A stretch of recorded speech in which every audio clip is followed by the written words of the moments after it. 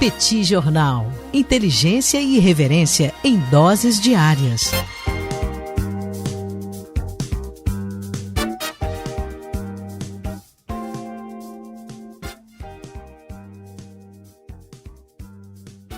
Olá, gente! Bem-vindos a mais um bate-papo do Petit Jornal, esse encontro semanal entre eu, Daniel Souza, e Tanguy O Bagdadi, encontro onde nós repercutimos um pouco os acontecimentos da semana, da economia e da política internacional. Tanguy, tivemos uma semana bastante animada, não é, cara? Muita coisa acontecendo, tivemos até a gravação de um episódio extra na última segunda-feira, falando sobre paraísos fiscais, explicando a dinâmica dos paraísos fiscais, por que é um problema o ministro da Economia do Brasil ter uma conta ativa num paraíso fiscal. Pois é, a semana foi quente, né? A semana tem sido quente, tem muitas e muitas semanas, né, Daniel? Eu não lembro qual foi a última semana que a gente falou assim, essa semana aqui ela foi de boa, né? Foi tranquila. Então essa é mais uma, né? Inclusive com breaking news também, na questão econômica. Então convidar o pessoal aí a ouvir a coluna, né, o bate-papo especial que a gente gravou, o bate-papo extra que a gente gravou na última segunda-feira. Continuamos com nossas colunas normais, mas lembrando, a gente assumiu um compromisso aqui há algum tempo atrás de quando acontecer alguma coisa importante, impactante e tal, que valha, né, um comentário, a gente se junta aqui, grava, portanto, um bate-papo, e foi isso que a gente fez na última segunda-feira. Mas aqui a gente está hoje, né, Daniel, mais uma vez, para gravar o bate-papo, dessa vez de número 242. Tá durando, né, Daniel? Quem diria, né, que ia durar tanto tempo? Não é, bate-papo rapaz? 242, Muito tempo. pois é, contra todos os prognósticos. E a gente vai comentar, como sempre, os assuntos da política internacional e da economia nessa semana. Daniel, eu quero saber os podres do Facebook. O Facebook, ele sabe dos podres de todo mundo, né? O Facebook sabe das histórias todas e tal. E eu tô sabendo que você tem histórias também do Facebook. Me conta aí.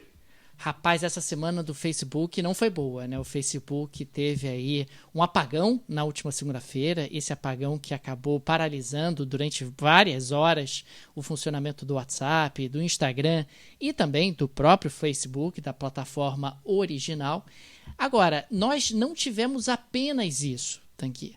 Nós tivemos também, nessa semana, a divulgação de informações, inclusive com a entrevista de uma ex-executiva do Facebook, a Frances Haugen. A Frances Haugen, que foi gerente de produto no Facebook, apareceu no 60 Minutes nos Estados Unidos, revelou a sua imagem, revelou que era fonte, inclusive, de uma série de reportagens que vinham sendo feitas do Wall Street Journal, e esse aspecto acabou sendo extremamente problemático para a empresa. Basicamente, o que essa executiva disse foi o seguinte, ela disse, olha, existe no Facebook o perfil VIP, pessoas que não são incomodadas pelo Facebook. Então você pode publicar o que você quiser naquele perfil que o Facebook não vai tirar do ar, né? Ao contrário dos outros normais que acabam tendo efetivamente um tratamento mais duro nesse sentido. Além disso, ela colocou com todas as letras que o Instagram é uma plataforma extremamente tóxica para os adolescentes e que o Facebook sabe disso, porque o Instagram acaba inclusive aumentando o índice de suicídio entre os adolescentes, porque passa uma imagem de corpos perfeitos, de vida absolutamente perfeita, e que pessoas mais jovens não teriam maturidade para lidar com essas publicações que são feitas de maneira recorrente. E um outro aspecto é que o Facebook, veja você, Tanguy, ele sabe que o discurso de ódio engaja. A gente falou sobre isso no curso do Petit Jornal sobre tecnologia, que o discurso de ódio é extremamente engajador e que o Facebook sabia disso, que as plataformas sabiam disso, e ela agora, que foi executiva do Facebook, disse isso com todas as letras. O Facebook sabe que ódio é lucro.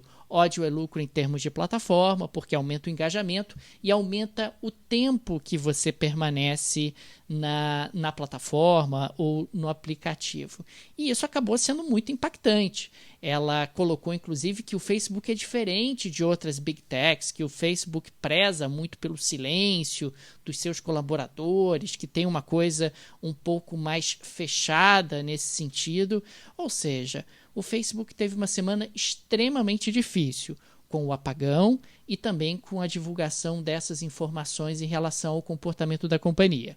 O Mark Zuckerberg chegou a perder ali no ranking dos bilionários, né, no ranking dos mais ricos do mundo, no dia em que o Facebook chegou a perder 5% do seu valor de mercado, que é muita coisa por uma companhia num único dia. De lá para cá recuperou um pouquinho, recuperou metade disso, mas, sem dúvida alguma, não foi uma boa semana para o seu Zuckerberg, hein, Tanguy? Mas basicamente o que ela disse é o que todo mundo já sabia, né? O fato de que você tem um algoritmo, esse algoritmo ele tem como grande função te manter preso. E você se mantém preso não quando você vê foto de gatinho ou de comida bonita, né? Foto de sushi. Você fica preso quando você odeia alguém, quando você quer matar alguém, quando você quer vencer uma discussão, quando você quer lacrar, né? Quando você quer, no fim das contas, sair por cima de um debate. Então, de fato, o discurso de ódio não é exatamente algo não intencional, né? É algo que é de fato fomentado, porque não por ser o discurso de ódio, né? Mas pelo fato de que existe um algoritmo que percebe que quanto mais você se irrita, mais você permanece ali. Então, a gente já sabia disso, né? A gente, inclusive, como você falou, a gente já deu um curso sobre isso, a gente já falou sobre isso, só que sempre tem um valor um pouquinho maior quando você ouve alguém que está lá dentro, ou seja, que tem, de fato, né, embasamento para falar isso, embasamento técnico para falar isso. Quando essa informação aparece, isso tem um valor um pouquinho maior. E, aliás, Daniel, quando a gente fala sobre redes sociais, né, a gente está falando sobre um dos temas que tem uma importância geopolítica, né? Quem acompanha a política internacional aí sabe que, por exemplo, a questão do TikTok, né, foi um dos temas mais importantes aí, com o Trump proibindo, inclusive, o TikTok nos Estados Unidos, né, que é uma rede social chinesa. E exatamente por causa dessas tensões, que não são de hoje entre Estados Unidos e China, Daniel, existe a probabilidade alta nesse momento de haver um encontro virtual, a princípio, entre Xi Jinping e Joe Biden. Zé Biden e Xi Jinping devem se encontrar até o final do ano de forma virtual. Lembrando, né, o Trump ele teve durante o governo dele uma relação muito deteriorada com a China, subiu bastante o tom, era o estilo dele, né, subiu o tom, fazer acusações, né, bastante agressivo.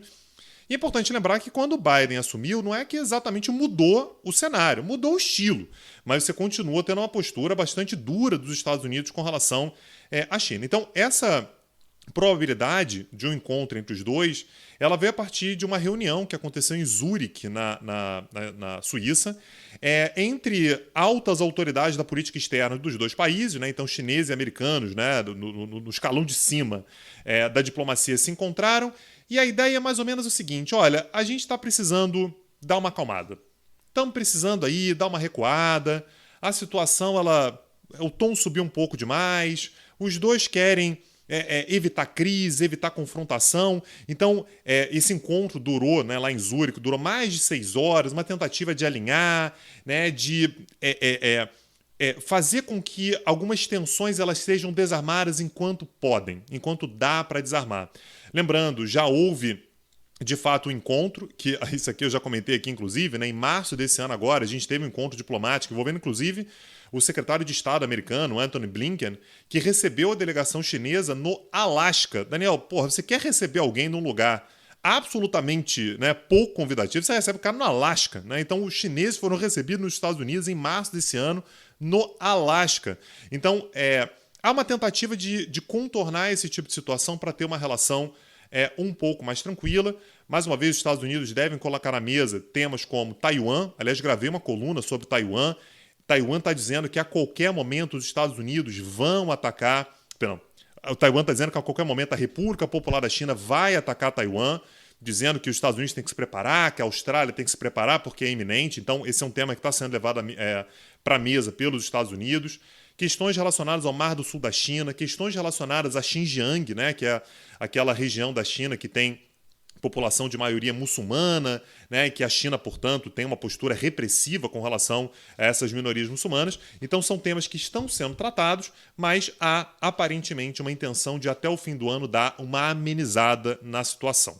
Tá? Então, essa é a notícia do dia de hoje. Vamos acompanhar, certamente, se essa conferência, se essa reunião acontecer, a gente vai acompanhar bem de perto aqui no Petit Jornal.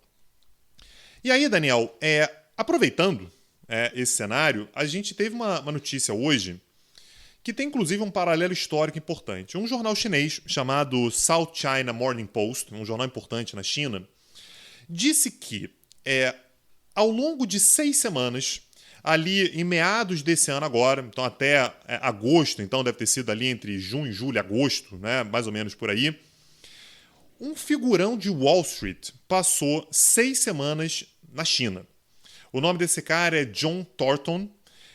Ele foi presidente do Goldman Sachs. Ele é uma figura conhecida, figura carimbada em Wall Street. E ele passou 6 semanas na China. E aí, pode falar, ok, podia estar fazendo negócio, sei lá. Mas o fato é que ele foi recebido na China, inclusive recebido pelo governo chinês, e tem sido visto na China como, de uma certa forma, um emissário informal do governo americano. Exatamente para tentar dar aquela parada nas relações, a parada nas tensões. A gente passou por algumas situações complicadas, mas imagina, mandar um diplomata americano pode ser uma sinalização de um certo desespero, pode criar uma expectativa de que as coisas já estejam mais avançadas do que estão de fato. Então você manda alguém que não vai atrair tanta atenção. Ele não é um diplomata norte-americano, mas que vai ajudar a adiantar algumas questões. E eu estou falando sobre o paralelo histórico porque no ano de 1971, ou seja, faz 50 anos, o Kissinger foi para a China exatamente para preparar a visita do Nixon. Então o Nixon foi para a China de fato em 72, é a partir daí que se inicia a aproximação entre Estados Unidos e China. Mas o Kissinger, quando vai para a China, ele vai de forma secreta. Naturalmente, numa época em que o acesso à informação não era tão simples assim, então o secretário de Estado, ou outra figura importante do governo americano, poderia ir para a China e passar despercebido, mas tem sido visto como o envio de alguém que vai para lá para começar a adiantar algumas questões. Inclusive, ele não apenas visitou uma cidade importante economicamente como Xangai e naturalmente Pequim, mas ele foi inclusive para Xinjiang. E o governo chinês disse, eu quero mais que você vá para Xinjiang para você ver que o que a gente está fazendo lá com os muçulmanos nada mais é do que combate ao terrorismo da maneira como vocês fazem e como vocês recomendariam que a gente fizesse também. Então, existe a possibilidade de esse encontro no fim do ano agora, Daniel, entre o Biden e o Xi Jinping, ele já está mais ou menos amaciado, ele já está mais ou menos os temas mais ou menos adiantados, exatamente pela visita do John Thornton, que passou 6 semanas na China, repito, tendo contato direto com o governo chinês. Tanguy. Daniel, crise do gás, me conta aí. Tanguy, eu não sei se os nossos amigos têm acompanhado ao longo dos últimos dias, mas o mercado internacional tem estado muito tenso. E um dos elementos que leva a essa tensão é justamente a escalada inacreditável do preço do gás natural no mercado internacional. Entre março e outubro desse ano, o gás natural saiu da casa de $2 e pouquinho para mais de $6, o que é muita coisa num período relativamente curto. A explicação para isso é a clássica oferta e demanda. Você teve ali uma diminuição da produção e da distribuição de gás natural por causa da pandemia. Aliás, no ano passado, a Rússia foi muito pressionada pela OPEP para fazer um movimento dessa natureza e para tentar controlar aí o preço dos derivados de petróleo em função disso. Só que a demanda acabou se recuperando muito mais rapidamente do que a oferta. E com a demanda se recuperando muito mais rapidamente do que a oferta, o preço escalou, o preço disparou no mercado internacional. E agora está chegando o inverno no hemisfério norte. E o continente europeu, em particular o continente europeu, tem sido mais afetado e o mais impactado por conta da sua demanda por importação de gás, principalmente da Rússia, está em pânico, porque você vai ter um impacto inflacionário brutal em função da escalada do preço do gás natural. Isso tem impacto também sobre a produção, isso tem impacto sobre o ritmo de atividade econômica, tem impacto sobre a capacidade de consumo das famílias. E no dia de hoje, Vladimir Putin disse, olha, gente fina, gente boa, fiquem tranquilos, eu estou disposto a cooperar, eu estou disposto a contribuir, vou aumentar a produção de gás natural, vou tentar ajudar vocês aí a estabilizar o preço desse insumo importante. Mas tem que veja você que eu senti ali uma certa satisfação no discurso do Putin. Ele tem um sorrisinho ali de canto de rosto quando fala sobre isso. Parece que ele está dizendo para os europeus... Peraí, deixa eu tentar entender uma coisa. Quer dizer que, então, que o preço está subindo. É isso. Aí o Putin está falando assim, deixa que eu produzo mais e eu vendo nesse preço maior que tá. É isso? E aí isso é a bondade do Putin. Não, eu vou produzir mais, porque produzindo mais o preço pode convergir para o patamar um pouquinho mais baixo. Entendi. Eu posso contribuir para Gente boa, estabilizar, eu posso contribuir para que o preço pare de subir em função de uma produção, de uma oferta maior de gás natural, que eu posso estar eventualmente disponibilizando para vocês, meus amigos europeus, pessoas que eu gosto muito, pessoas que, são meus parceiros aí há séculos, a gente se gosta, a gente tem essa parceria gostosa. Então, eu posso estar, quem sabe, eventualmente aumentando um pouco a produção de gás natural. Então, observa, o Tanguy e amigos, o impacto e o poder que a Rússia tem sobre o continente europeu. Recentemente, a gente fez um curso aqui no Petit Jornal sobre Rússia, teve uma aula gratuita sobre Rússia. É inacreditável, realmente, o poder de Vladimir Putin sobre os europeus dentro desse contexto de restrição energética, o que, sem dúvida alguma, está deixando alguns líderes europeus extremamente preocupados para que essa retomada pós-pandêmica possa eventualmente ser comprometida por um aumento do preço de um insumo tão importante. Maravilha. Então o Putin, mais uma vez, querendo salvar o dia na Europa Ocidental. É isso? É isso, basicamente. Quem deve estar feliz com isso é a Merkel, né? A Merkel que vai se livrar do Putin, que assim, a gente já comentou isso aqui várias vezes. O Putin, quando ele está entediado e tal, ele fala com a Merkel, ele enche o saco dela, isso. a gente pode falar em russo, a gente pode falar em alemão e tal. A Merkel deve estar numa felicidade que não vai mais ter que aguentar o Putin, que eu vou te contar uma coisa. Então, Merkel ela deve estar pensando assim, essa aqui não é mais minha, essa rabuda não é mais minha, não é problema meu, fala com o próximo, tá assumindo aí um garoto novo aí em qualquer momento. Putin, liga pro rapaz que tá entrando, porque eu já tô esvaziando a minha mesa. Ele não fala russo não, hein? Vai ter que falar em alemão, vai ter que dar o jeito de falar alemão com o cara aí. Você fala alemão, você fala em alemão com o cara. É isso. Isso aí.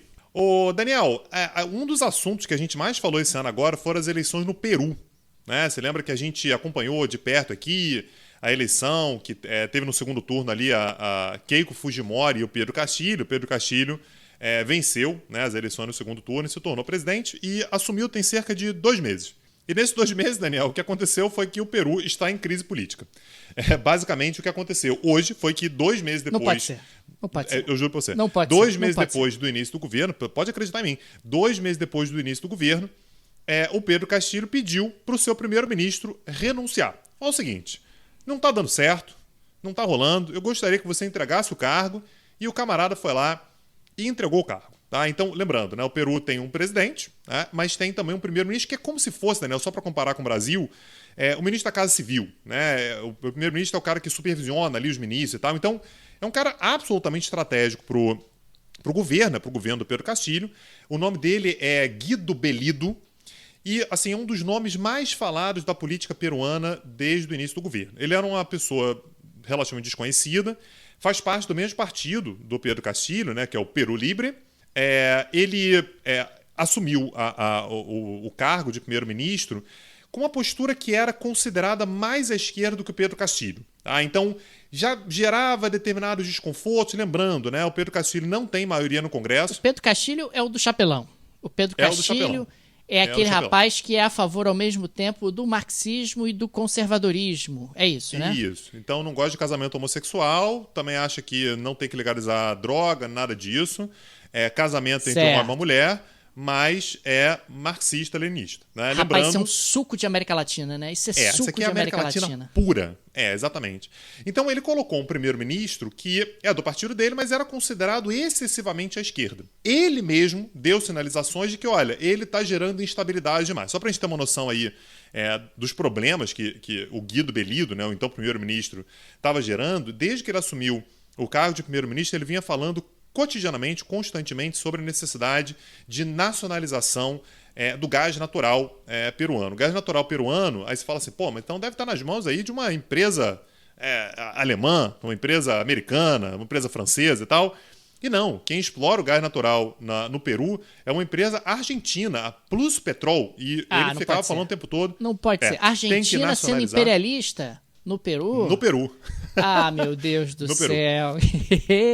Temos que nacionalizar. Então, isso começou a gerar um desconforto, tanto no Congresso, mais uma vez, o Peru Libre, né, que é o partido do governo, não tem maioria no Congresso, então precisa do Congresso para poder governar. Lembrando, no Congresso você tem uma parcela razoavelmente grande de fujimoristas, né, que estiveram do lado da Keiko Fujimori no segundo turno das eleições e tal. E mais recentemente ainda, um dos ministros, né, que foi o ministro do Trabalho, gerou uma tensão ali porque houve uma denúncia de que ele teria feito na sua juventude parte do Sendero Luminoso. Lembrando, gente, o Peru ele tem chagas muito importantes por conta da Guerra Civil, da atuação do Sendero Luminoso. Então, ter um passado ligado ao Sendero Luminoso mexe com muita gente, principalmente setores mais conservadores do país. Teve curso sobre a América do Sul aqui no Petit Jornal também. Falamos sobre Peru. Olha aí. Querendo saber o que estava rolando ali, dá para correr atrás. Como é que faz, Daniel, se a pessoa quiser comprar esse curso aí que você está falando? Vai lá no petitcursos.com.br, a spin-off do podcast do Petit Jornal. Demos uma aula inteira sobre o Peru, aliás. Então, isso gerou um problema. E aí, quando foram para cima do ministro, o que ele disse foi: se mexerem com ele, se mexerem no ministro, só porque teve passar no Sendero Luminoso, se mexerem com ele, eu peço um voto de confiança para todo o meu governo. E aí o Pedro Castilho falou assim: meu amigo, é o seguinte, não tá dando, a direita não gosta de você, o centro não gosta de você, os investidores não gostam de você, está respingando no meu governo, um abraço. Passa bem. Então, existe uma expectativa nesse momento, seria entre hoje e amanhã, né? Hoje não saiu, mas amanhã é possível que saia, um novo governo. Então, lembrando, se você muda o primeiro-ministro, muda também toda a composição dos ministros, então o novo governo deve sair em breve, e a expectativa que se tem é de um Pedro Castilho se movimentando em nome da governabilidade um pouco mais para o centro. Então, acho que vale a pena também ficar de olho no que está acontecendo aqui, como diria Matias Pinto, lá do Xadrez Verbal, na nossa quebrada latino-americana, porque é um assunto que, particularmente quando a gente fala sobre a América Latina, costuma ser um tema que reverbera, né, que tem paralelos em diversos países por aí. Então, está aí a notícia sobre o Peru. E, Daniel, eu acho que a gente podia terminar o nosso episódio como última pauta com uma nota positiva. Eu tenho certeza que você vai terminar aqui e você vai trazer uma notícia boa, uma coisa que vai falar assim, realmente as coisas vão dar certo. Conta aqui, Daniel, notícias boas, como é que estão as expectativas globais daqui para frente? Então, aqui as expectativas globais estão bem ruins. Existe a possibilidade, com alta probabilidade, de vivenciarmos uma tempestade perfeita nos próximos meses. Gostou? Que bom. Que coisa boa. Maravilha. Não vou dormir mais tranquilo hoje. São vários os aspectos que levam a isso. Aliás, quem acompanha o mercado financeiro deve ter visto a Bolsa de Valores caindo pelo mundo essa semana. Você teve aí alta de juros em diferentes mercados, no mercado americano, no mercado europeu, em função desse clima de incerteza. A alta do dólar aqui no Brasil, queda da Bovespa, por conta desse contexto global. Um dos aspectos que leva justamente a esse cenário de incerteza é a questão energética. A gente já falou sobre o gás, não é apenas o gás natural, o barril de petróleo está subindo muito de preço, existe inclusive a perspectiva que ele possa ultrapassar a barreira dos $100 o barril ao longo das próximas semanas. Tanto isso é verdade que a Aramco, a empresa saudita, deve se tornar, essa é uma outra projeção que tem sido colocada, deve se tornar a empresa mais valiosa do mundo em valor de mercado, deve ultrapassar as Big Techs americanas. Fora de novo, isso, né, Daniel? Porque já teve esse título, né? Já teve sim. Fora isso, nós temos ainda uma desorganização das cadeias de suprimento globais. Cadeias de suprimento que foram descontinuadas por conta da pandemia, e você retomar esse processo não é rápido. Você teve uma série de empresas que desmobilizaram a sua estrutura produtiva, mandaram gente embora, e para retomar isso não é na mesma velocidade que aquilo foi desmontado. Podemos falar também do risco de crise fiscal nos Estados Unidos. Isso a gente explorou na semana passada, no bate-papo da semana passada. Os Estados Unidos precisam aumentar aí o limite, ou melhor, suspender o limite de endividamento do governo nas próximas semanas, para que não haja ali uma crise fiscal de grandes proporções, o que sempre gera uma incerteza, sempre gera uma insegurança. E a crise imobiliária chinesa, sobre a qual a gente também já falou em outras oportunidades, que não está equacionada. Então, olha o caldo que está se formando. Nós temos uma economia americana enfrentando um desafio fiscal grande, uma economia americana que pode ter uma elevação da taxa de juros antes do previsto por conta de fortes pressões inflacionárias, uma economia chinesa que está enfrentando essa sombra de uma crise no mercado imobiliário, uma crise de grandes proporções que não se limita à Evergrande. A gente tem um contexto energético muito problemático por conta do aumento do preço do petróleo, do aumento do preço do gás natural numa escala muito acelerada, e temos cadeias de suprimentos completamente desorganizadas, causando impactos no agronegócio, causando impactos na fabricação de veículos, causando impactos no fluxo de comércio em termos globais. E tudo isso é muita incerteza junta, é muita incerteza ao mesmo tempo e faz com que os agentes econômicos fiquem hesitantes em realizar investimentos ou tomar decisões de consumo mais volumosas.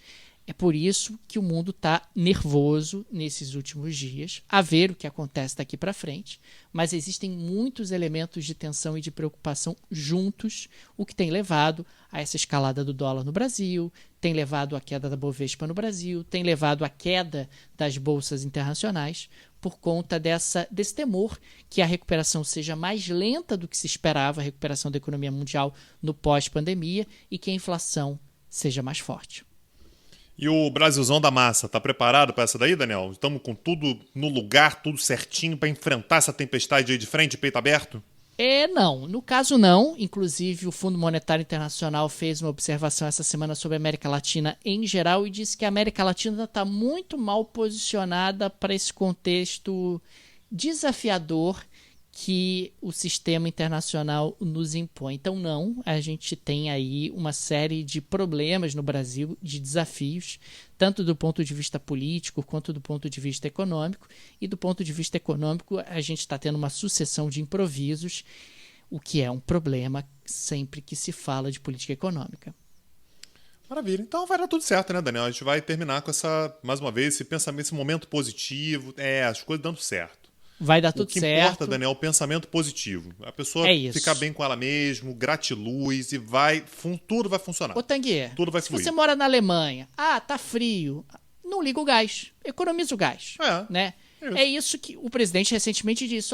A luz no Brasil tá cara, sobe de escada. Ele não falou isso recentemente? Eu acho que a gente pode dar a mesma dica pro alemão. O gás ficou caro. Não liga o gás. Deixa aquela torneirinha do gás, do aquecedor, fechada, fica em casa de casaco. Você compra uma vez só. Comprou o casaco, usa todo dia. Isso. Vai botando uma roupa em cima da outra, porque você sabe que eu aprendi que no frio o segredo se chama camadas, Tanguy. Camadas de roupa. Vai fazendo várias camadas de roupa e tal. Nós brasileiros, Daniel, a gente que mora aqui no Brasil, a gente tem muito a ensinar para os alemães como passar frio, cara. Eles não sabem. Tudo é aquecedor. Não é assim não, cara. A gente tem que falar com eles sobre isso. Enfim, Daniel, fazer aquele nosso agradecimento tradicionalíssimo aos nossos apoiadores, pessoal que chega junto com a gente há meses e mais meses. Lembrando, o Petit Jornal é uma mídia pequena, independente. Basicamente, quem faz tudo aqui sou eu. O Daniel ajuda, vez ou outra, mas quem trabalha pesado aqui mesmo...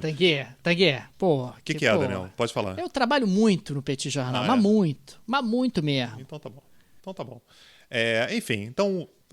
pronto, Daniel tá satisfeito aí, que ele trabalha muito também, mas o fato é que a gente só consegue fazer isso há mais de 5 anos e tanto, porque tem os apoiadores que estão junto com a gente aqui, que nos apoiam cotidianamente, estão com a gente aqui todo mês, então fica aqui o nosso enorme agradecimento. E por isso, Daniel, a gente, inclusive, fez um movimento importante essa semana agora. Se você é apoiador do Petit Jornal, dá uma olhada no seu e-mail, porque a gente mandou um e-mail, dá uma olhada lá, abre, por favor, e lê o que a gente mandou lá para você, porque a gente vai começar a oferecer conteúdo extra para os apoiadores. Só para deixar claro, o nosso conteúdo ele continua igual, idêntico ao que sempre foi. Não muda nada, absolutamente nada. Não muda absolutamente nada. Nós temos sempre, isso aí faz anos, né, Daniel, que o modelo é mais ou menos o mesmo. Nós temos 4 episódios semanais, então são 3 colunas individuais, ou eu ou o Daniel, e sempre às quartas-feiras a gravação de um bate-papo. Isso vai permanecer inalterado, não vai ter mais tempo, menos tempo, não vai ter absolutamente nada de mudança, mas a gente queria dar um agrado aos nossos apoiadores. Então, a galera que chega junto com a gente aí há muito tempo e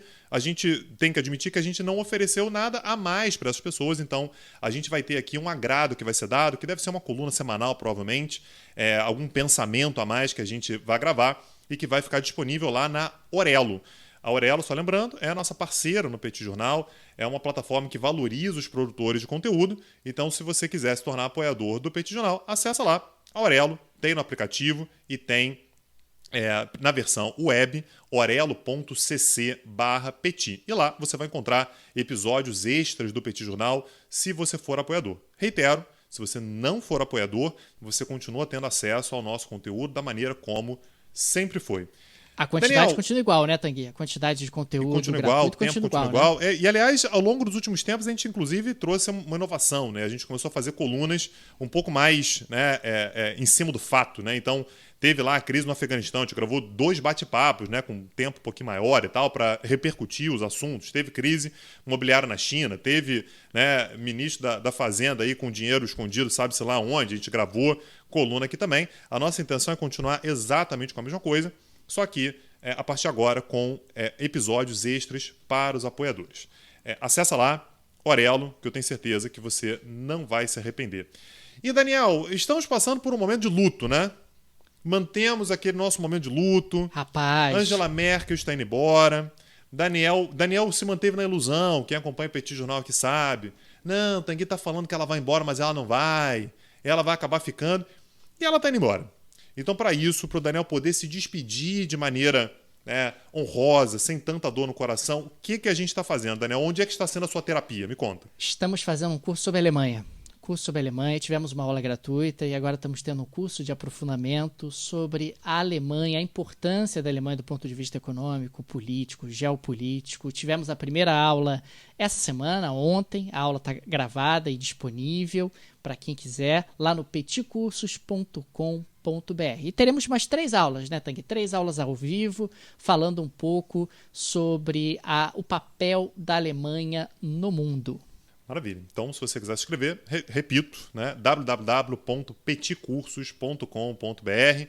Entra lá, tem curso de tudo que você possa imaginar por lá, tá? Tem curso sobre a Alemanha que está rolando agora, já demos curso sobre China, Índia, Rússia, sobre tecnologia, né? Hoje a gente falou sobre Facebook, redes sociais. Aliás, a gente viu como a gente fica travado sem rede social, sem WhatsApp e tal. Então a gente falou sobre a importância da tecnologia na política. Tivemos um curso sobre imunização, tivemos um curso sobre democracias liberais. Então são todos assuntos que tem lá. Você encontra tudo isso lá em petitcursos.com.br.